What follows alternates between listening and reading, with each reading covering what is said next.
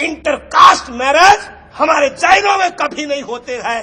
यहाँ love marriage भी नहीं होते थे, यहाँ सिर्फ एक ही मैरिज थे, arrange marriage. Arrange marriage is equal to orange marriage. આજે નહીં, આવતીકાલે ખબર પડશે। જેણે લવ મેરેજ કર્યા એમને પૂછું છું કે આવતીકાલે તમારી દીકરી મોટી થયા પછી એ કહેશે કે पापा आपने भी लव मैरिज किए थे, मुझे करने दो। कोई माँ बाप जल्दी से करने नहीं देते, किसी को अच्छा नहीं लगता है। लव मैरेज ने बाजू पर રાખો, હવે નવું ચાલુ થયું છે તો લિવ ઇન રિલેશનશિપ। એક જ શબ્દમાં કહું, આ લિવ ઇન રિલેશનશિપ અંગ્રેજીમાં બોલવા જેવું સારું લાગે છે, ગુજરાતીમાં આનો અર્થ કરું તો એક જ અર્થ થાય, વ્યભિચાર। આના સિવાયનો બીજો કોઈ અર્થ ન નીકળે, કોઈ ડિક્શનરીની અંદર તમને આવો અર્થ જોવા નહીં મળે। આ ખુલ્લામ ખુલ્લા વ્યભિચાર છે। અને આનો નતીજો શું? આનો નતીજો કાં તો સ્યુસાઇડ આવે છે, કાં તો એબોર્શન આવે છે, આના સિવાય કાંઈ નથી હોતું। તમને કેટલા એક્ઝામ્પલ આપું, કેટલા? સિલ્ક સ્મિતા પાટીલ, શું કર્યું હતું એણે? દિવ્યા ભારતી, શું કર્યું હતું એણે? હજી હમણાં જીયા ખાન અને છેલ્લે છેલ્લે પ્રત્યુષા મુખર્જી। હમણાં સમાચાર મળ્યા છે કે આ છોકરી બાલિકા વધુની આનંદી ને હમણાં આનંદીઓના માથે તો પનોતી જ બેઠી છે। એક આનંદી ગુજરાતની આનંદી અને બીજી આનંદી બાલિકા વધુની આનંદી, બેઉને માથે પનોતી બેઠી। એક ઉડી ગઈ અને એક ઉઠી ન જાય તો સારું।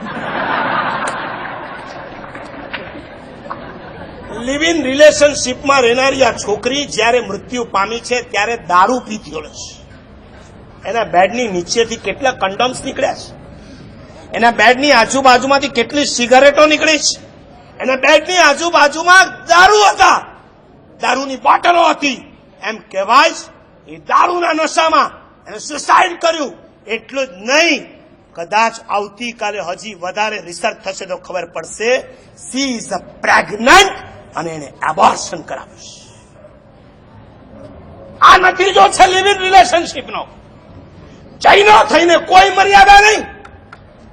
જૈનોના ઘરમાં પણ હવે આવું સાંભળવા મળે, છોકરીઓ ભાગી જાય। મા બાપ જેની સાથે લગ્ન નક્કી કર્યા હોય, 10 લાખ તો એન્ગેજમેન્ટમાં ખર્ચી નાખ્યા હોય, પત્રિકા છપાઈ ગઈ હોય અને આવતીકાલે આ છોકરીના મેરેજ હોય, છોકરી આગલા દિવસે સાંજે રફુ ચક્કર થઈ જાય। આ જૈનની છોકરી ક્યારે આવું ના કરે। જૈનની છોકરી ખાલી પોતાનું ન વિચાર કરે, જૈનની છોકરી મા બાપનો વિચાર કરે, મા બાપની ઇજ્જતનો વિચાર કરે। એકવાર મારા મા બાપે જેની સાથે નક્કી કર્યા, હવે એના સિવાય આ દુનિયાના બધા મારા બાપ અને ભાઈ સમાન છે। માટે કહું છું, કદાચ સંસાર છોડી ન શકો તો કાંઈ નહીં, જ્યારે માંડવાની વાત આવે એ ટેન્શન તમે નહીં રાખો, ટેન્શન તમારા મા બાપને આપી દો। અને જો ટેન્શન તમે રાખ્યું છે એની 3 સાઇડ ઇફેક્ટ્સ।